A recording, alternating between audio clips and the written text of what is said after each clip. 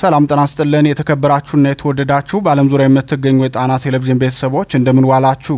አክብሮታዊ ሰላምታችን በእያላችሁበት ሁሉ ይድረሳችሁ እያልን የሐምሌ 30 ቀን 2018 ዓ.ም የጣና ቴሌቪዥን የምሽቱን ዜናችን ዋና ዋና ርዕሶቹን በማስቀደም እናስደምጣችኋለን።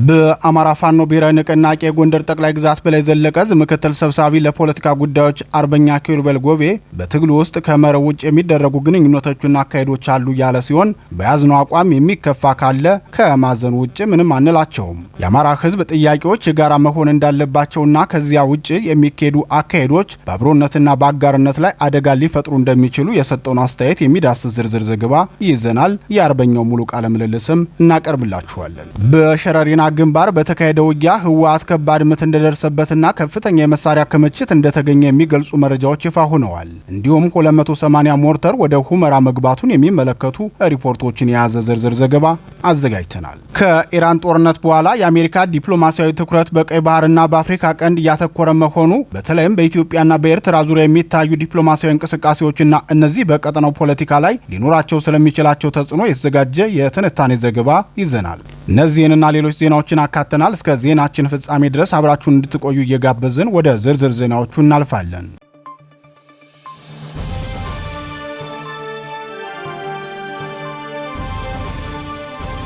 280 ሞርተር ሁመራ ገባ። በአማራ ህዝብ ላይ ወረራ ፈጽሞ ርስት መቀማትን ዓላማው ያደረገው ህወሓት ሐምሌ 25 ቀን 2018 ዓ.ም በሸረሪና ግንባር በደረሰበት ከባድ ምት ከፍተኛ የመሳሪያ ክምችቱን ጥሎ መሄዱን ምንጮቻችን አረጋገጡ። የብልጽግናው ሰራዊትና የህወሓት ታጣቂ ቡድን ለ90 ደቂቃዎች ባደረጉት ውጊያ የህወሓት ታጣቂ ቡድን ከፍተኛ ኪሳራ እንደደረሰበት የሚታወስ ሲሆን የብልጽግናው መንግስት ለረጅም ጊዜ ሲዘጋጅ ቆይቶ ጦርነት ከፈተብኝ ሲል ህወሓት ራሱ የደረሰበትን ከባድ ምት በመግለጫ ማሳወቁ አይዘነጋም። በርካታ ዓለም አቀፍ ሚዲያዎችም ይህንኑ ጉዳይ በተመለከተ ሲናገሩ የሁለቱን ጸረ ሰላምና ጸረ ህዝብ ኃይሎች ውጊያ በርካታ የህወሓት ታጣቂዎች ያለቁበት እንደነበር ተናግረዋል። የጣና ቴሌቪዥን ወታደራዊ ምንጮች በበኩላቸው የብልጽግናው ሰራዊት ሸረሪና አካባቢ ባደረገው አሰሳ ግዙፍ የመሳሪያ ግምጃ ቤት መቆጣጠሩን ገልጸዋል። የብልጽግናው ሰራዊት ሸረሪና አካባቢ ያገኘው የህወሓት ታጣቂዎች የመሳሪያ ማከማቻ ዲፖ የተገኘው ከሸረሪና ወጣ ብሎ ግዴማ በተባለ ቦታ ነው። በዚህ ግዙፍ ዲፖ የብልጽግናው ሰራዊት በእጁ ያስገባቸውን የመሳሪያ አይነት የገለጹት የወታደራዊ ምንጮቻችን የአጭር ርቀት ሚሳኤሎችን ጨምሮ ከፍተኛ ቁጥር ያለው የነፍስ ወከፍ መሳሪያና 280 ሞርተሮች መሆናቸውን ተናግረዋል። በብልጽግናው ቁጥጥር ስር የገባው የህወሓት ታጣቂ 280 ሞርተር ወደ ሁመራ ሊገባ መሆኑን የተናገሩት ምንጮቻችን ሞርተሮቹ የተገኙት በ18 ተሽከርካሪዎች ተጭነው ነው ብለዋል። የህወሓት ታጣቂ ቡድን ሸረሪና ላይ በደረሰበት ጥቃት ህወሓትና ደጋፊዎቹ ከፍተኛ ሐዘን ላይ የወደቁትም ወልቃይት ጠገዴ ሰቲት ሁመራ ዞንን ሙሉ በሙሉ ለማውደም የተዘጋጀው መሳሪያ ሙሉ በሙሉ ከቁጥጥራቸው ውጭ መሆኑን ተከትሎ ነው ሲሉ ምንጮቻችን ተናግረዋል። ህወሓት በአማራ ህዝብ ርስቶች ላይ ለመክፈት የታጠቀው የቡድን መሳሪያና አጭር ርቀት ተወንጫፊ ሚሳኤሎች አብዛኞቹ በአፍሪካ ውስጥ የማይገኙና በብዛትም ሀውቲ፣ ሂዝቦላና ሐማስ የሚጠቀሙባቸው መሆናቸውን ወታደራዊ ምንጮቻችን ገልጸዋል።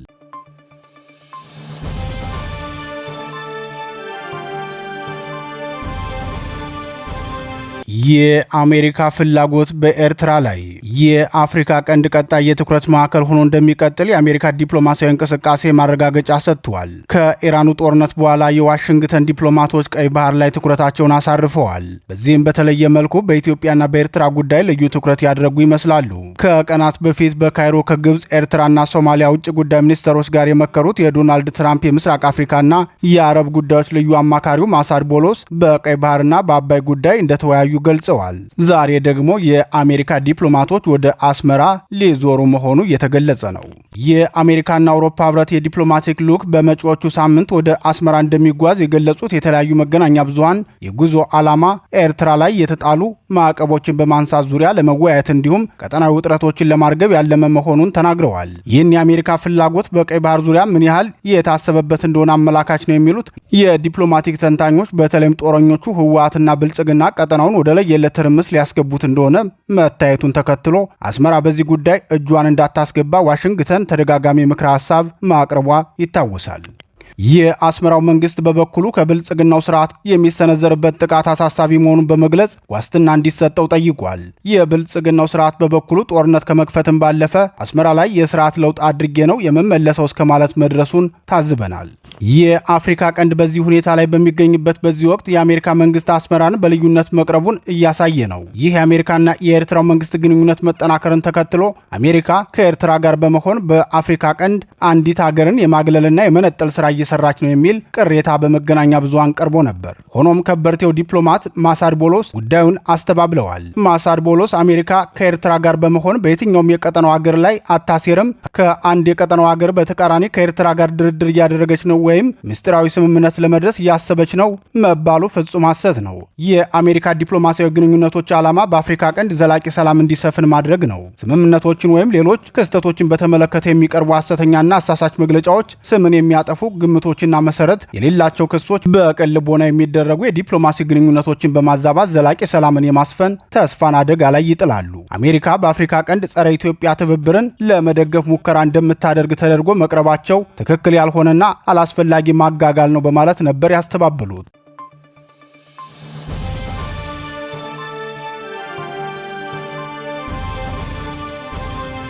የያዝነው አቋም ያልጣመው ስብስብ ካለ እናዝናለን። አርበኛ ኪሩቤል የአማራ ፋኖ ብሔራዊ ንቅናቄ ጎንደር ጠቅላይ ግዛት በላይ ዘለቀ ዕዝ ምክትል ሰብሳቢ ለፖለቲካ ጉዳዮች ኃላፊ አርበኛ ኪሩቤል ጎቤ እንደ አማራ ታጋይ በየአካባቢው የምናነሳቸው በአጠቃላይ እንደ አማራ ሕዝብ ጥያቄዎቻችን ናቸው ብለን አንስተናቸው የወጣናቸው ጥያቄዎች የጋራ ጥያቄ የማይሆኑ ከሆነ ለአብሮነታችንና ለአጋርነታችን አደጋ የሚፈጥሩ ጉዳዮች ይሆናሉ ሲል ተናግሯል። የጎንደር ጠቅላይ ግዛት በላይ ዕዝ የአማራ ሕዝብ የህልውና መገለጫዎች አንዱ ርስቶቻችን ናቸው። በእነዚህ ላይ በያዝናቸው አቋም የሚከፋው ስብስብ ወይም ግለሰብ ካለ እናዝናለን ነው የምንለው እንጂ ምንም ማለት አንችልም ብሏል። አርበኛ ኪሩቤል ጎቤ በወቅታዊ ጉዳዮች በአማራ ፋኖ ብሔራዊ ንቅናቄ አሁናዊ ቁመና፣ ስለ ማኒፌስቶ ዝግጅት ይፋ አለመሆንና በጎንደር ፋኖ አንድነት ላይ ቅሬታ ስላላቸው ወንድሞች እንዲሁም ሐምሌ 5 ቀን 2018 ዓ.ም የጎንደር ጠቅላይ ግዛት በላይ ዘለቀ ዕዝ ቀይ መስመር ብሎ ያስቀመጣቸውን ጉዳዮች አስመልክቶ እስከ ቀራኒዮ የምንታመንበት ዓላማና ምርሃችን ነው ብሎ የሰጠው ማብራሪያ እስከ መጨረሻው እንድትከታተሉ እንጋብዛችኋለን። ወደ ቃለ ምልልሱ እናልፋለን። አመሰግናለሁ። ከጣና ቴሌቪዥን ነው።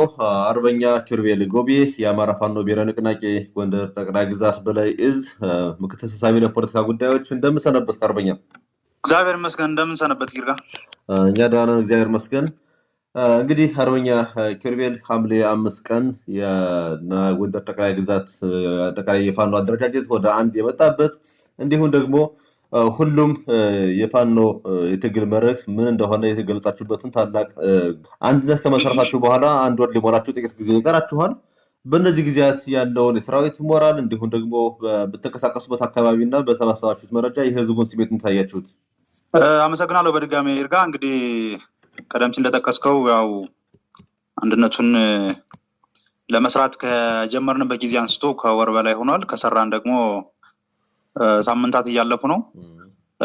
በዚህ ሂደት እንግዲህ በብዙ ቀጠና አንድነቱን ለመስራት በሄድንበት ቀጠናም እንደገና ስራ ተከፋፍለን ወደ ተንቀሳቀስንባቸው ቀጠናዎችም ያለውን የማህበረሰብና የሰራዊቱን ስነልቦና አጠቃላይ ለመረዳት ጥረት አድርገናል። እንግዲህ ያው ከዚህ በፊት ከፍተኛ ዋጋ ይከፍል የነበረው በተለይ አንድ ባለመሆናችን በቀጥታ ሰራዊቱ በተዘዋዋሪ ደግሞ ህዝቡ ነው እና እንግዲህ ሁለቱም አንድ ባለመሆን የሚመጣ ችግር ሰለባ የሚሆኑ አካሎች ስለነበሩ አንድነቱ ከመጣ በኋላ እጅግ በጣም ደስ የሚል ስሜት፣ ደስ የሚል መነቃቃት፣ በሰራዊቱ በኩል ደስ የሚል አዲስ የተልእኮ ዝግጅት ያለበት ሁኔታ ነው ያለ። ይህን ተከትሎም ያው በየቦታው ስራ አስፈጻሚው ስምሪት ተሰጥቶት በየቀጠናው እየተንቀሳቀሰ እያወያየ የስራ አቅጣጫና ስምሪት እየሰጠ ነው ያለ። ከወትሮው በተለየ ሁኔታ በአንድነቱ ሞራል በመነሳሳት በጥሩ ስምሪት፣ በጥሩ ደስታ፣ በጥሩ ቁመና ላይ ነው የሚገኘው። ህዝቡም በዛ ልክ ነው ስሜቱ ይርጋ። እጅግ በጣም አመሰግናለሁ አርበኛ ኪሩቤል ጎቤ። ወደ ቀጣዩ ጥያቄ ላምራ። እንግዲህ እናንተ የምታገሉበት የጎንደር ጠቅላይ ግዛት ሰፊ ጂኦግራፊና እንዲሁም ደግሞ ዓለም አቀፍ ድንበር ተዋሳኝ እንደመሆኑ ብዙ አይኖች የሚበዙበት አካባቢ፣ ብዙ እጆችም የሚገቡበት ቀጠና እንደሆነ ይታወቃልና በዚህ በኩል እንግዲህ የፋኖን ታጋዮችና መሪዎችን የውጭ ኃይሎች ፍላጎታቸውን ለማስጠበቅ ይጠቀሙበታል የሚል ተደጋጋሚ አስተያየቶች አሉ። በዚህ በኩል እንደ ስራ አስፈጻሚ ግምገማችሁና እንዲሁም አንተ ደግሞ እንደ ፖለቲካ ጉዳዮች መሪነትህ ግምገማችሁ ምንድነው? ምን ትሉናላችሁ? እውነት ነው። ጂኦግራፊውን የገለጽበት አግባብ ልክ ነው። ከዛም በላይ ተጋኖ ቢገለጽ ማጋነን አይሆንም። ከፖለቲካ ጠቀሜታ አንጻር ሲታይ ከታሪካዊ ዳራው ጀምሮ ወደኋላ ከተመለስን ምናልባትም ከአዲስ አበባ ቀጥሎ በአገሪቱ ከፍተኛ የሆነ የፖለቲካ ሰበጥ ማዕከል ሊሆን ይችላል ተብሎ የሚገመት ቦታ ነው። ከዛ አንጻር አንተ እንደምትለው የስርዓቱም ከስርዓቱም ውጭ ያሉት ሌሎች የፖለቲካ ኃይሎች ቀጠናው ላይ ልዩ ትኩረት አድርገው የሚሰሩበት እንደሆነ ሌላም የፖለቲካ ፍላጎት ያላቸው ቡድኖችና ግለሰቦች ጭምር አገር ውስጥም አገር ውጭም ያሉ ምናልባት አጎራባች አካባቢዎችን ጭምር ማለት ነው በልዩ ሁኔታ የሚከታተሉትና ከፍተኛ የሆነ የፖለቲካ ትኩሳት ያለበት ቀጠና መሆኑ አንተ በገለጽከው አግባብ የሚካድ አይደለም፣ እውነት ነው። ነገር ግን የፋኖን አቅም ተጠቅሞ አሁን ባለው ነባራዊ ሁኔታ ፍላጎትን ያስጠበቀ የውጭም ሆነ የውስጥ ኃይል የለም። ነገር ግን ለወደፊቱ ግን ለመጠቀምና ፍላጎቶቻቸውን ለማስጠበቅ የሚጥሩ ቡድኖች እንዳሉ ይታወቃል ነው። እስካሁን በመጠንበት ሂደት ተጠቅመዋል የምንላቸው ባይኖሩም ፍላጎቶች ግን አሉ፣ ከፍተኛ የሆኑ ፍላጎቶች አሉ። ነገር ግን እነዚህ ፍላጎቶች እኛ እንደ ተቋም ስንገመግም ያየናቸው ፍላጎቶቹ ወይም እንቅስቃሴዎቹ ልንላቸው እንችላለን እንደ ግለሰቦች የሚያደርጓቸው ግንኙነቶችና መሰል ነገሮች ካልሆኑ በስተቀር እንደ ተቋም የፋኖ ተቋም ያደረገው ግንኙነት አለ ብለን አናምንም። ምክንያቱም እኛ እንደ ጠቅላይ ግዛት እዝ ይሄ ጉዳይ ዝርዝር ጉዳይ የለንም። እንደ ድርጅትም ቢኖር አቅጣጫ ወርዶ እንደ ድርጅት እንደ ጠቅላይ እዝ፣ ምክንያቱም ጠቅላይ እዙ የፋብን አንደኛው አካል ስለሆነ ተዋረዱን ጠብቆ ያሉ ነገሮች ይወርዳሉ የሚል እምነት ነበረን። ዞሮ ዞሮ ድርጅት ላይ ያለውን በዝርዝር ጉዳዩን ባላውቅም እንደ ጠቅላይ ግዛት እዝ ግን እንደዚህ አይነት ነገር የለም ነው። ለመጠቀም የሚደረጉ ጥረቶች ይኖሩ ይሆናል። እንደ ተቋም ግን ያደረግናቸው ነገር የለም።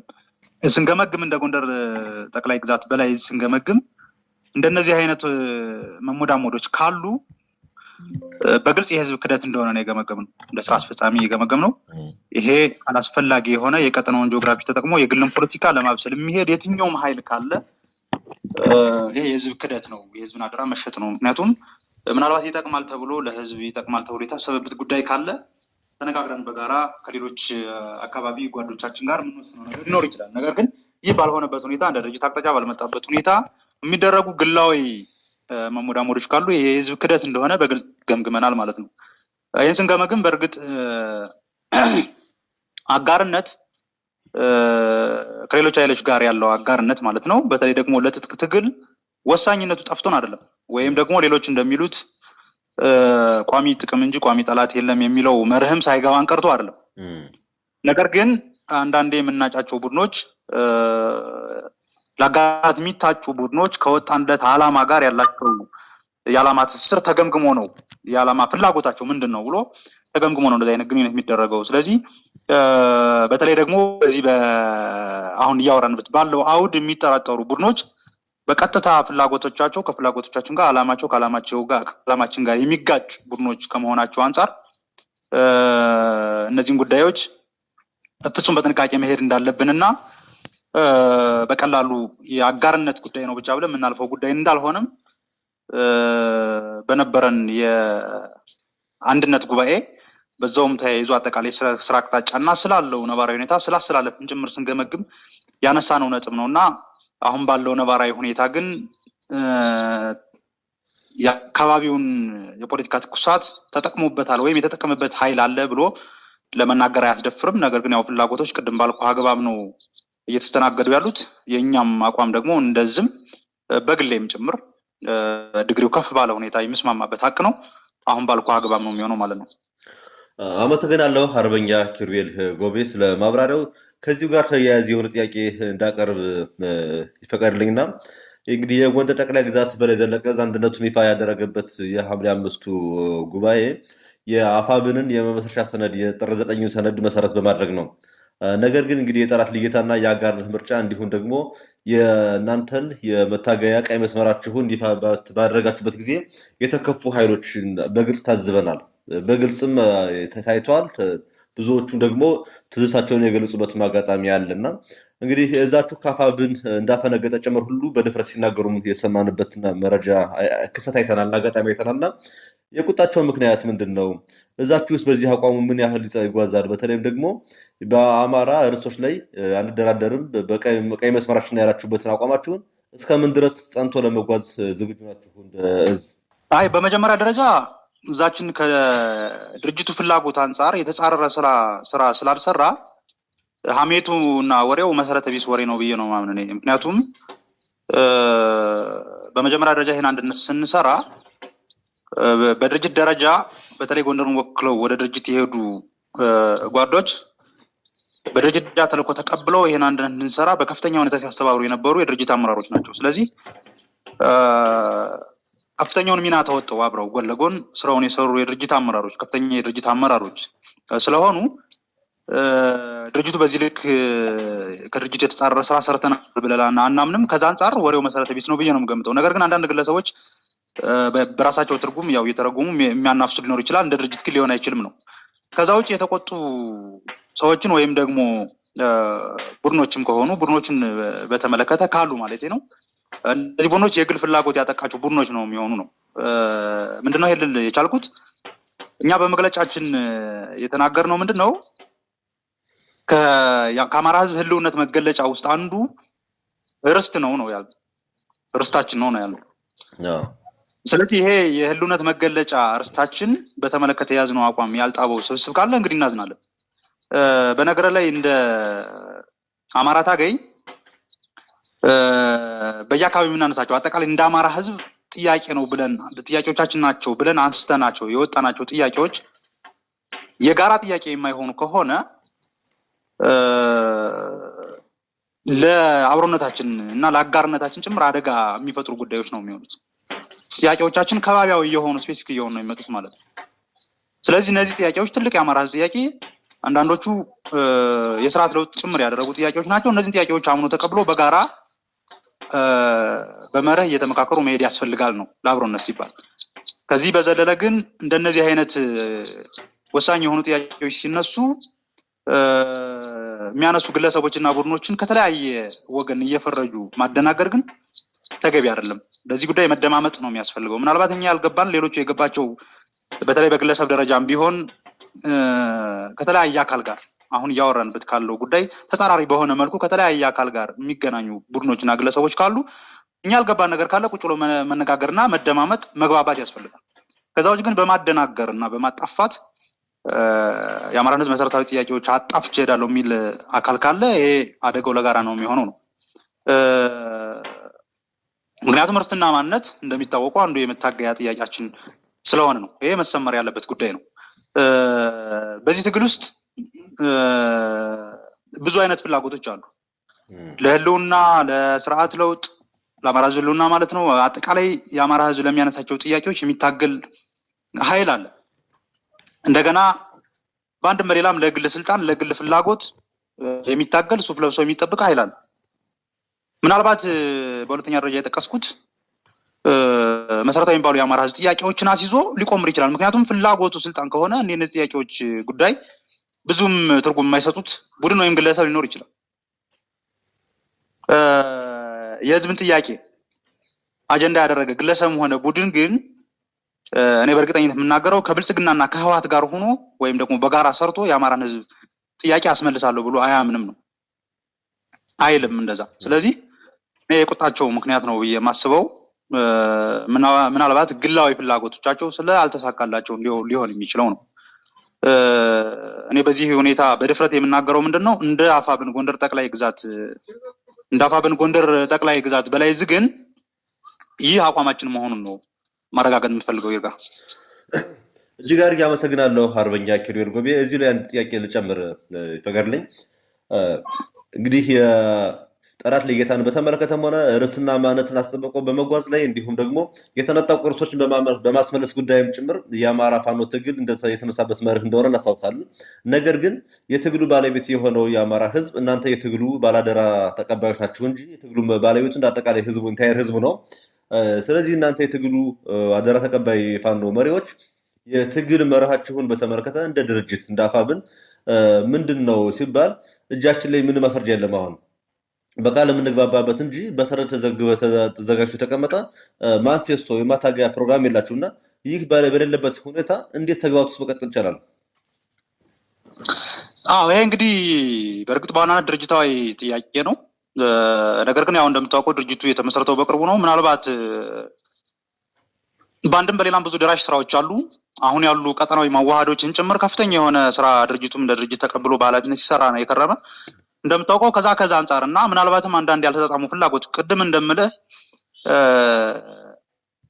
የተለያዩ ግለሰባዊ ፍላጎቶች ጭምር ሊኖሩ ስለሚችሉ ግምቴ ነው። ቅድም እንዳልኩ ለምሳሌ ከመርህ ውጭ በሆነ መልኩ እኛ የምንለው ከመርህ ውጭ በሆነ መልኩ የሚደረጉ ግንኙነቶች ናቸው ነው የምንላቸው እነዚህ ከአጋርነት ጋር በተያያዘ የሚያነሷቸው ግንኙነት። ምክንያቱም እንደ ድርጅት ቅድም ቀደም ብዬ እንደገለጽኩት እንደ ድርጅት መመሪያ ደንብ ወርዶልን ወይም ደግሞ አጠቃላይ የአጋርነት አቅጣጫው ወርዶ ከነዚህ አካላት ጋር በዚህ ጉዳይ ከዚህ በመለሰ ልንሰራ ነው የሚል መመሪያ እስካልወረደልን ድረስ እንደ ድርጅት ነው ብለን አናምንም ግንኙነት። ስለዚህ ግንኙነቱ በግለሰብ ደረጃ ግላዊ ጥቅም ያጠቃቸው ግለሰቦች የሚያደርጉት ግንኙነት ነው ብለን እናምናለን። እንደዛ ከሆነ እንደነዚህ አይነት ሰዎች አሁን የምትለውን ጉዳይ ጨምሮ ይሄ ከመታገያ ሰነድ ጋር ተያይዞ የሚነሳውን ጉዳይ ጨምሮ ሌሎች ጉዳዮችን ለመስራት ምናልባት እየፈተኗቸው ተዘናግተው ሊሆን ይችላል የሚል እምነት አለኝ። ከዛ በዘለለ ግን አንተም እንዳልከው አንድ ድርጅት ያለ መታገያ ኖቶ ካርታ መታገል በራሱ ወደየት እንደምንሄድ አቅጣጫውንም ጠቋሚ ስለማይሆን እኛም በተለያየ አጋጣሚ እየጠየቅን ያለን በነበረን ጉባኤም ጠይቀናል። አሁንም ጥያቄው ይቀጥላል። እንግዲህ በቅርቡ ይኖራል ብለን ተስፋ እናደርጋለን። እስካሁን ባለው ነባራዊ ሁኔታ ግን የለም። ግን ደግሞ ከሌለ ተብሎ አይቆምም። ያው የወጣበት መሰረታዊ ጉዳዮች ስላሉ እነዛን መሰረት አድርገን እየሄድን ያለን። በድጋሚ አመሰግናለሁ አርበኛ ኪሩቤል ጎቤ።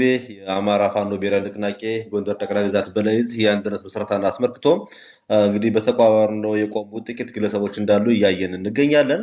አንዳንዶቹ እንዲሁም በአመራርነት ቦታ ላይ የተመደቡ ጭምር ነው እነዚህ ግለሰቦች እና ሰራዊቱ ደግሞ እንግዲህ በአንድነት ላይ ያለውን አቋም አይተናል።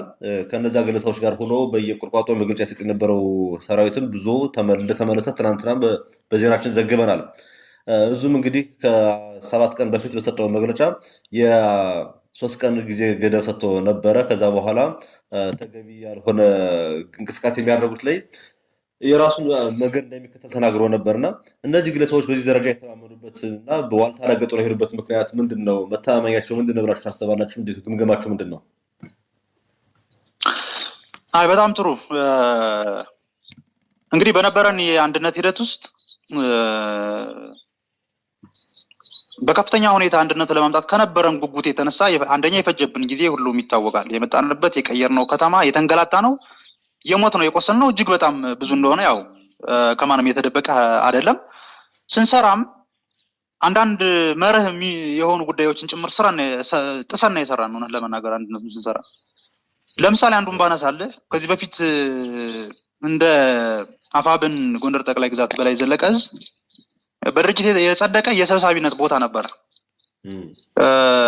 ሰብሳቢ ተደርጎ የተመረጠው በድርጅት ደረጃ ከዚህ ቀደም ብሎ በደብዳቤ እንደተረጋገጠው አርበኛ ዮሐንስ ንጉስ ነበረ ሰብሳቢ ተደርጎ የተመረጠው። ነገር ግን በሰዓቱ መድረክ ላይ የገጠመን ችግር እና ከመድረክም ቀደም ብሎ የነበረውን ችግር ሁላችንም ስለምናውቀው በጉባኤው እሱን ጭምር እንደገና አንስተን ነው የተወያየንበት። የሰብሳቢነት ቦታን ጭምር ጥያቄ ምልክት ውስጥ ከተን ማለት ነው። እንደ ድርጅት የወረደን የጸደቀን ጉዳይ ጭምር አፍርሰን ለአንድነታችን አደጋ ሊፈጥር የሚችል ከሆነ በተለይ አሁን የምናያቸውን እዛም ብልጭ የሚሉ ምልክቶች ተጠራጥረን ስለነበረ እሱን ጭምር አፍርሰን ካለ ማሰራር ውጭ በሆነ መልኩ ሁለት ሰብሳቢ የመረጥ ነው። ተቸግረን ፍላጎቶችን ለማስተናገድ ነው። እንደሚታወቀው ሁለት ዕዝ ሲዋሃድ የኮታ እጥረት እንደሚገጥም ይታወቃል። ሁለት ሰብሳቢ፣ ሁለት ምክትል፣ ሁለት ዘመቻ፣ ሁለት በየዘርፉ ማለት ነው። በየዘርፉ ሁለት ሰው ነው የሚዋሃደው ወደ ጋራ አንድ ተቋም ሲመጣ ማለት ነው። ስለዚህ በዚህ ሂደት የሚጠበቀው ነው የተፈጠረው ማለት ነው። የግድ አንደኛው ምክትል አንደኛው ዋና ምናምን ወይም ደግሞ የሚመደበት ቦታ አጦ ጭምር የሚቀር ግለሰብ ምናምን ሊኖር እንደሚችል ይጠበቃል ማለት ነው። ነገር ግን ይሄን ስናስተናግድ አንዳንድ ሰው ለአንድነቱ ሲባል ህይወቱን ይሰጣል። አንዳንዱ ደግሞ ኃላፊነቱን ላለመስጠት ነው እንግዲህ ይሄን ሁሉ ትርምስ የሚፈጠረው ማለት ነው። በአንድ በኩል ህይወት እየሰጠ በሌላ በኩል ኃላፊነት ላለመስጠት ከዚህ በፊት ይዤው ነበረ። በአንድም በሌላ የሚነበረው ኃላፊነት አለ። እሱን ትቼ እንዴት ዝቅ እላለሁ ወይም ደግሞ እንዴት እሱን ትቼ ሌላ ቦታ እቀይራለሁ እንጂ መግለጫ የሰጡ ግለሰቦችን እንኳን ሁሉንም ተመልሰን ብናያቸው ወይ በዋናነት ወይ በምክትልነት በስራ አስፈጻሚ ደረጃ የተወከሉ ናቸው። ይሄ ባለበት ሁኔታ ነው እንግዲህ ትርምስ የሚፈጠረው ማለት ነው። ትርምስ ተገቢ አልነበረም ብለን ነው ምናምን ቀደም ብዬ እንደገለጽኩልህ ለዚህ አንድነት ህይወት ቢሰጥ ራሱ የሚጸጽት አይደለም። ምክንያቱም የደከምነው ድካም ከጅምሩ ጀምሮ ማለት ነው የመጣንበት መንገድ ምን ያህል ውስብስብ እንደነበረና ምን ያህል ብዙ ዋጋ የከፈልንበት እንደነበረ ስለሚታወቅ ለዚህ አንድነት ህይወት አይደለም ኃላፊነት ህይወት መስጠት በጣም ትንሹ ነገር ነው መሆን የነበረበት ነው። አንዳንድ ግለሰቦች እኮ ከዚህ በፊት በከፍተኛ አመራርነት ደረጃ የምናውቃቸው ኃላፊነት አንፈልግም ብቻ እንደሆነ እንጂ በሚል ኃላፊነታቸውን ትተው አስረክበው እኮ የተው አሉ እኮ ግለሰቦች መጥቀስ የምንችላቸው ግለሰቦች ማለት ነው። እና ይሄ ባለበት ሁኔታ ነው እንግዲህ አሁን እየተፈጠረ ያለው መደናገር የሚፈጠረው። ዞሮ ግን ችግሩን እንደ መግቢያ ለማስረዳት ያክል ነው። ከዛ ውጪ ቀደም ሲል የ3 ቀን ጊዜ ተሰጥቶ ነበረ የማሰቢያ ጊዜ። ምናልባት በስሜት በመደናገር ከሆነ በመሸወድ ጭምር አጀንዳ በመቀበል አንዳንዶቹ አጀንዳ ተቀብለው ነው፣ አብዛኞቹ ደግሞ በማወቅም ባለማወቅም ነው የሚደናገሩ። ስለዚህ ለዛ የማሰቢያ ጊዜ ቢሆን ተብሎ የተሰጠ ጊዜ ነበረ፣ እንደዚህ የተሰጠ ማለት ነው። ያን ተጠቅሞ መግለጫ የሰጡ አሉ። እነሱ በሰላም ተቀብለን ወደ ስምሪት ገብተው የስምሪት ቀጠና ተሰጥቷቸው መደበኛ የትግል ሂደታቸውን እየከወኑ ነው ያሉት። አሁንም ቢሆን የሚመጡ ካሉ ምንም እንኳን የተባለው ቀን ቢያልፍ እንኳን ለሰላም ረፍዶ ያውቅም፣ ለአንድነት ረፍዶ ያውቅም። የምንቀበልበት በር ክፍት ነው። እስከ ዛሬው ሰዓት ድረስ እየጠበቅን ያለን በውስጥ የሚደረጉ ነገሮችን ጭምር እየሰራን ያለን ለአንድነቱ ግለሰቦችም ቢሆኑ ነው። ያን ያክል አሁን በሚዛን ደረጃ ከታየ መግለጫ የሰጡትና አንድነቱን የመሰረተው ምን ያክል ነው? ምንም ፍጹም ሊነሳ ሊወዳደር የማይችል እንደሆነ ይታወቃል። ነገር ግን ግለሰብም ቢሆን ለዚህ ትግል አበርክቶ እስካደረገ ድረስ እና ምክንያታዊ የሆነ ጥያቄ እስካነሳ ድረስ ችግር የለም አምጠን ምክንያታዊ በሆነ መልኩ ብናታግለው ስለማይከፋ በሚል በቅነት በማየት እስከዚህ ሰዓት ድረስ አሁንም በሩ ክፍት እንደሆነ ነው። ነገር ግን መታየት ያለበት የተወሰኑ ግለሰቦች ተከፋይ ግለሰቦች አሉ ነው እዚህ ውስጥ ህዝቡ በተለያየ መንገድ እንዳረጋገጠው ማለት ነው። ህዝቡ በአካልም በቅርበት የሚያውቃቸው በየቀጠናቸው በቅርበት የሚያውቃቸው በቅርበት እንደሚያውቀው ስራቸውን ያውቃል። የትግል ሁኔታቸውን መሰል ብዙ ነገሮችን ያውቃል። በሚዲያ የሚያውቃቸው ደግሞ በሰሞኑን ሲራገብ በነበረው ሪከርድ ጨምሮ በተለያየ መንገድ ምን አይነት ተልእኮ እንዳላቸው የተረጋገጠ ጉዳይ ነው ማለት ነው። እነዚህ ግለሰቦች እንግዲህ እነሱ ላይ የለየታ ስራ ይሰራል። በመቀጠልም ለትግሉ በሚጠቅም መልኩ የመፍትሄ አቅጣጫ ይሰጣል እንደ ተቋም። በዛ መልኩ እንግዲህ አንድነታችን አጽንተን የምንቀጥል ነው የሚሆነው። እጅግ በጣም አመሰግናለሁ አርበኛ ኪሮር ገቤ። ካለህ ጊዜ አንጻር እንዲሁም ደግሞ ከተለያየ ጉዳዮች አንጻር ጥያቄዎችን ላሳጠር የመጨረሻ ጥያቄ ላቅርብ። ይሄ አንድነት የተፈጠረው እንግዲህ በከፍተኛ መስዋዕትነት ነው። ብዙ ዋጋ ተከፍሎበታል። ህዝቡም ራሱ አንድ ባለመሆናችሁ ብዙ ዋጋ ከፍሏል። ባለፈው በአንድነታችሁ መስረታ ላይም በይፋ አርበኛ ደረጀ በላይም ጨምሮ ሌሎቹም ይቅርታ ጠየቁበት እና አርበኛ ሀብቴ ወልዴን አይተናልና ይሄን አንድነት በማጽናት በኩል እንግዲህ እንደ ታጋይም እንደ ህዝብም እንደ ሚዲያም ብዙ ኃላፊነት ይጠበቃል። እንደ ድርጅትም ብዙ ኃላፊነት ይጠበቅበታል ብለን እናምናለን። ሁላችንም የራሳችን ግዳጅና ኃላፊነት መወጣት እንዳለብን እናምናለን። እነዚህ አፈንጋጭ ግለሰቦች በየቁርቋጦ የሚሰጡት መግለጫ የአፋብ ሎጎ ተጠቅመው ሲሰጡ እያየን እንገኛልና ይህንን ከማስቆም አንጻር እንደ ድርጅት የተሰራ ስራ አለ ወይ? እኛ ስላላየን ነው። በመጨረሻ በዚህ አጋጣሚ ስለ ወደፊቱ ለህዝብ ደጋፊዎችስ ምን ትላለህ? የመጀመሪያው ጥያቄውን እያቀረብን ነው። እኛ የአፋብን ሎጎ እየተጠቀሙ ማቅረባቸው ብቻ አይደለም፣ በቀጠናው ያለውን ህዝብ የሚጠሩበት ስያሜ ጭምር የተንሸዋረረ ስያሜ ነው። እንግዲህ የአማራ ፋኖ የአፋብን ጎንደር ጠቅላይ ግዛት በላይ ዘለቀ ዕዝ መጠሪያ የተሰጠው እንደ ድርጅት የስሞችን ስያሜ በየቀጠናው ሲመድብ ለሁሉም ለአራቱም ክፍለ ሀገሮች ሲመድብ በምንም ይሁን በምን አሁን የተሰጠን ስያሜ በድርጅት ደረጃ ለኛ ደርሶ ነው እየተጠቀምንበት ያለ ነው። ጎንደር ጠቅላይ ግዛት በላይ ዘለቀ እዝ የሚለው ስም ማለት ነው። ነገር ግን እነዚህ ግለሰቦች እየተጠቀሙበት ያለው እስካሁን በላይ እዝ እያሉ ድርጅቱ አዋህዶ ሰብሳቢ መርጦ የሰጠንን ስም በተጻረረ መልኩ ነው አሁን የሚጠቀሙት ስም ሎጎ ብቻ አይደለም። ስለዚህ እነዚህ ግለሰቦች ከጅምሩም ጤነኛ አይደለም። ወደ ኋላ ተመልሰው የአፋብንን ህልውና ጭምር የካደ ወደ አፋብን ከመመስረቱ በፊት ወደ ነበረው ተቋም ወደ ኋላ የሚመልስ አጠቃቀምና ስያሜ ነው እየተጠቀሙ ያሉት። እነዚህ ብቻ አይደለም።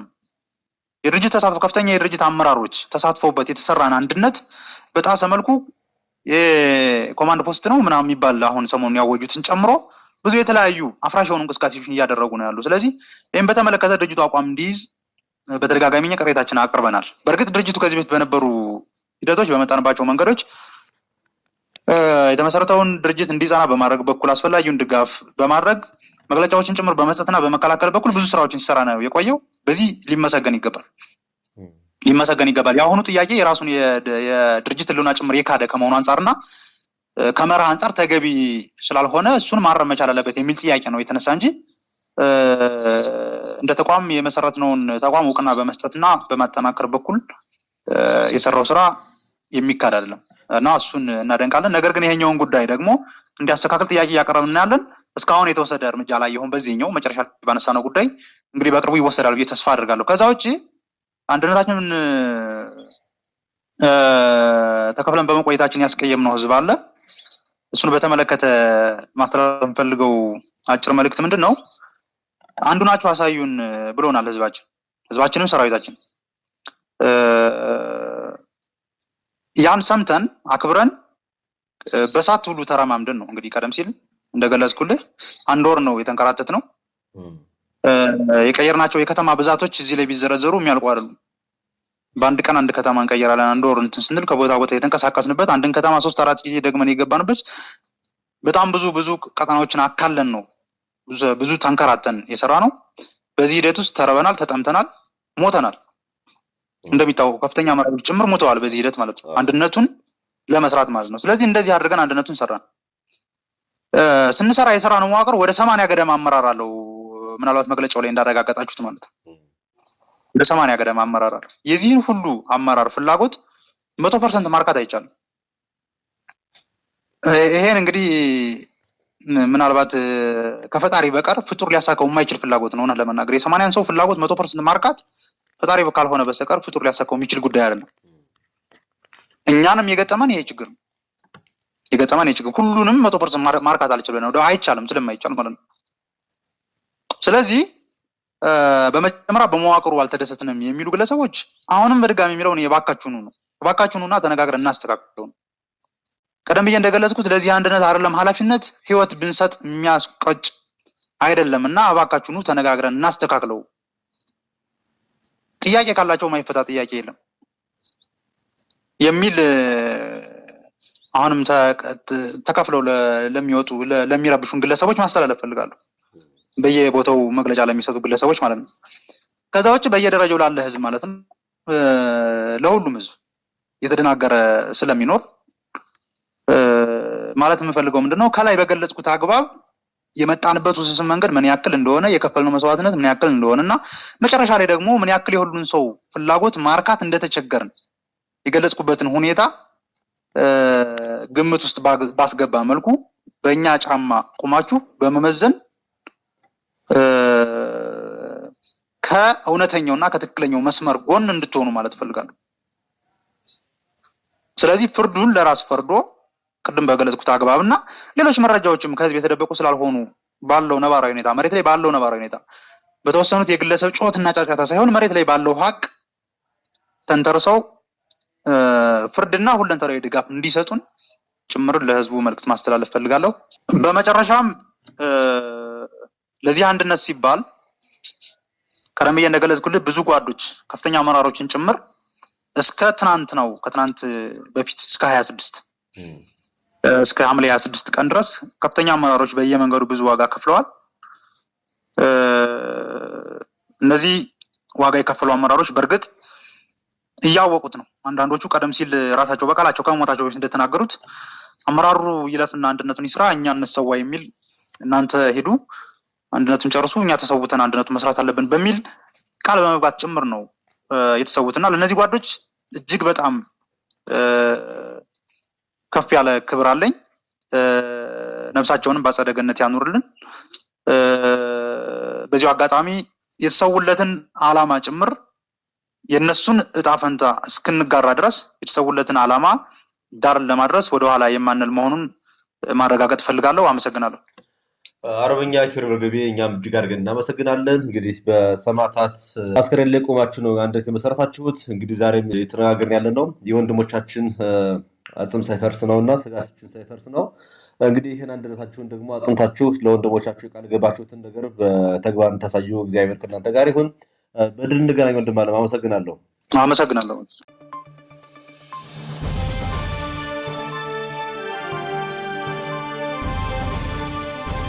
ክቡራትና ክቡራን የጣና ቴሌቪዥን አድማጭ ተመልካቾቻችን የሰዓቱ ዜናችን የተከታተላችሁትን ይመስል ነበር። ምርጫችሁ ስለምታደርጉን ከልብ እናመሰግናለን። ጤና ይስጥልን።